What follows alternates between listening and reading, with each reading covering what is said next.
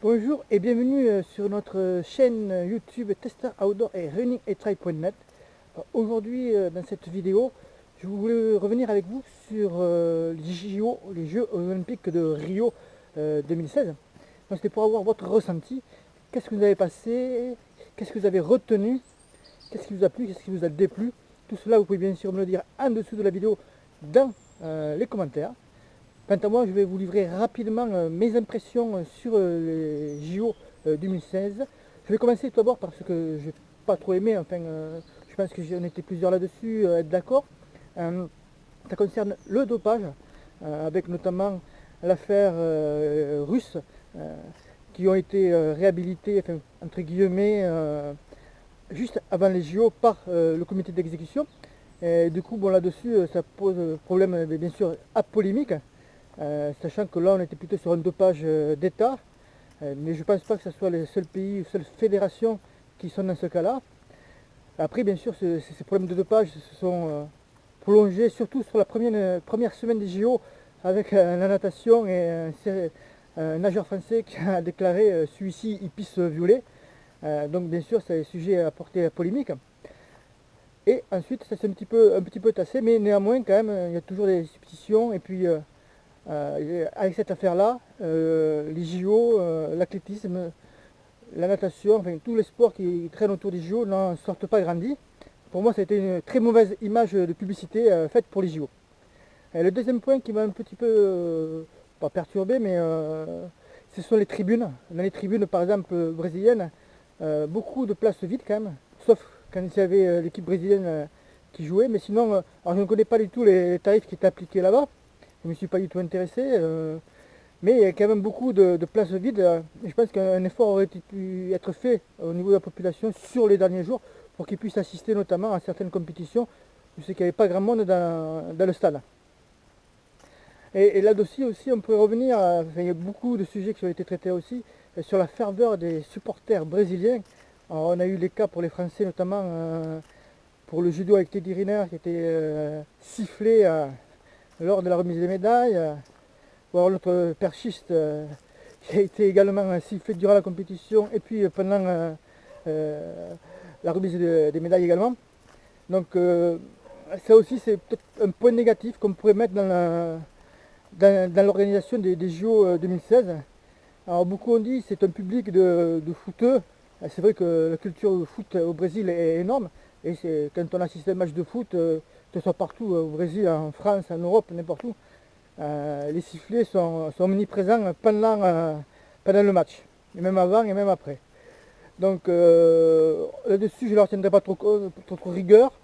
Mais bon, c'est quand même à souligner. Et je pense qu'il a dû perturber pas mal d'athlètes, notamment en athlétisme, qui n'étaient pas habitués à ce genre de comportement du public. Après, un point positif, alors moi je vais retenir surtout au niveau de l'organisation des JO. J'ai vu un reportage qui est passé il n'y a pas très longtemps sur la réhabilitation des enceintes comme certains stades de volley ou de basket qui vont être démontés pour se transformer en collège. Il y a aussi le cas de la piste, c'est pas une piste, mais bon, pour le canot-kayak, ça va être transformé en piscine. Et en plus, ça tombe bien parce que juste à côté, tout autour, c'est un quartier assez populaire de Rio. Donc ça, je trouve ça très bien. Et, et j'espère que les prochaines candidatures vont s'en inspirer pour réhabiliter des monuments, des enceintes sportives qui ne servent en fait plus à rien une fois passé les JO. Ensuite, moi je suis un fervent supporter de l'équipe de France, tout sport. Donc j'ai surtout vibré avec l'équipe de France.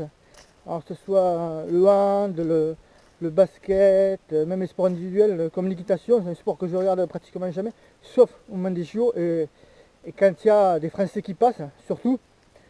Donc bon, côté français, on va dire qu'il y a eu des flops et des très bons points. Le flop, ça a été la natation.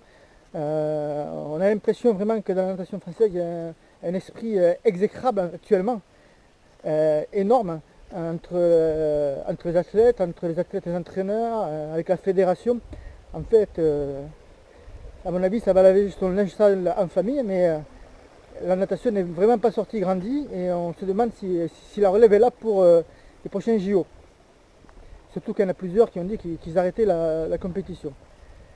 Un point négatif au niveau des performances mi-figue, mi-fait raisin. Moi je suis un rugbyman à l'origine. J'ai fait ouais, une vingtaine d'années de rugby. Donc mi-figue, mi-raisin, l'équipe de France de rugby, que ce soit pour les hommes ou pour les femmes, s'est qualifiée pour les quarts de finale, mais ne sont pas allés plus loin. Donc bon, mi-figue, mi-raisin là-dessus. Surtout pour l'équipe de France féminine, on avait un peu plus d'espoir en elle que pour les masculins.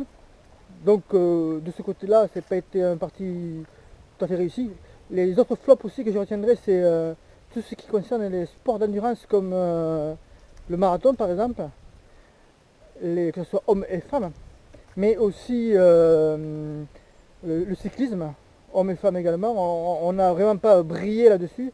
Même en VTT, on n'a pas été très fort, alors que les années précédentes, on était pas mal là-dessus.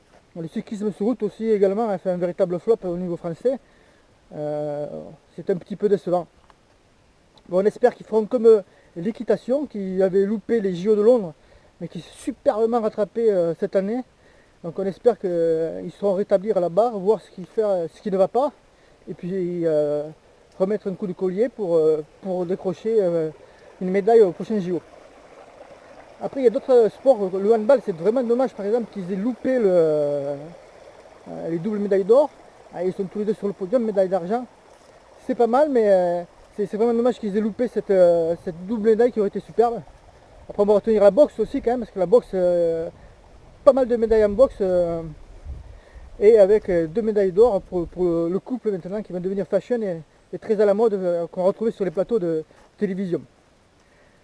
Ensuite voilà, bon après, moi j'ai surtout vibré, j'ai surtout regardé les équipes de France.